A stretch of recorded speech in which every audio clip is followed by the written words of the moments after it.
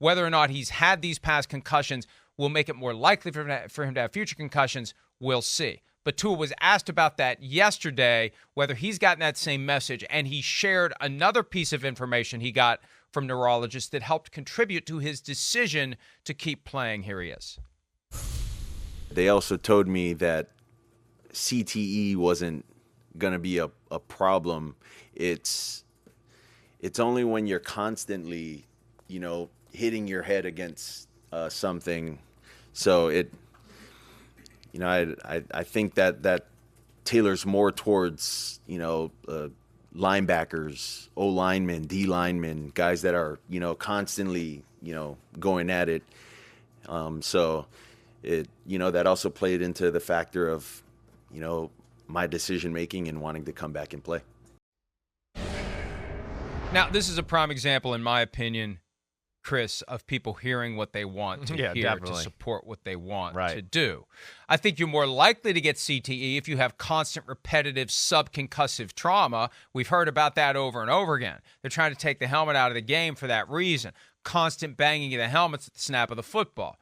Quarterbacks don't get hit in the head as often as offensive linemen, defensive linemen, and linebackers. But there's still a risk of CTE. When they study the brains of former football players, the number is 91.7% of those that have been studied. 376 former NFL players have had their brains studied by the Boston University CTE Center, and 345 have been diagnosed with CTE, 91.7%.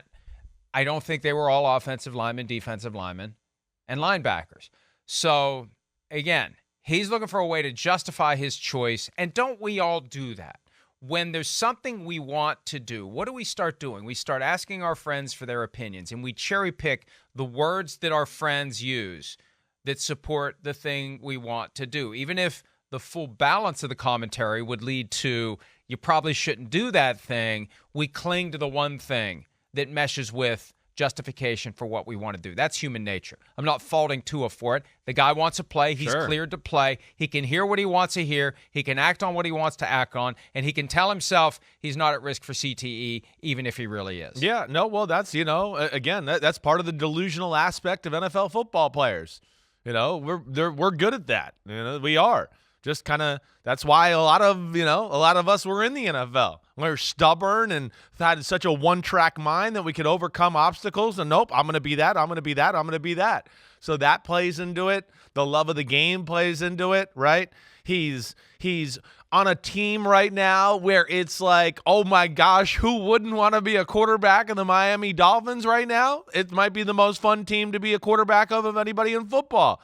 Mike McDaniel, the weapons they got around, it's Florida, there's no bad weather, we can just throw the ball around the lot all the time. So, he's got everything right here. So I certainly didn't expect him to walk away easily. I didn't. Now it's just, yes, what can he do to further himself and condition himself to being hit? And that's the thing with quarterbacks. It is. Because quarterbacks, it used to be, it's the worst thing in the world, Mike, when you play that, for the superstars, that first regular season game, and they didn't play any of the preseason, right? And then they get hit a lot. That next morning is like, whoa. I was a guy, and I know my career, I didn't play a ton, but I wanted to play in the preseason. One, I needed the reps. Two, I wanted to be hit a few times. I wanted to kind of condition my body and my brain and everything to like, oh, wait, I'm going to wake up the next day. Oh, wait, when I throw and get hit like this, okay, you got to get used to that stuff. And as a quarterback, yeah, you don't get a lot of opportunities to do that. And all of a sudden it's just like, whoa, wait, we're going and it's full speed and everybody's used to getting hit and I haven't been hit yet.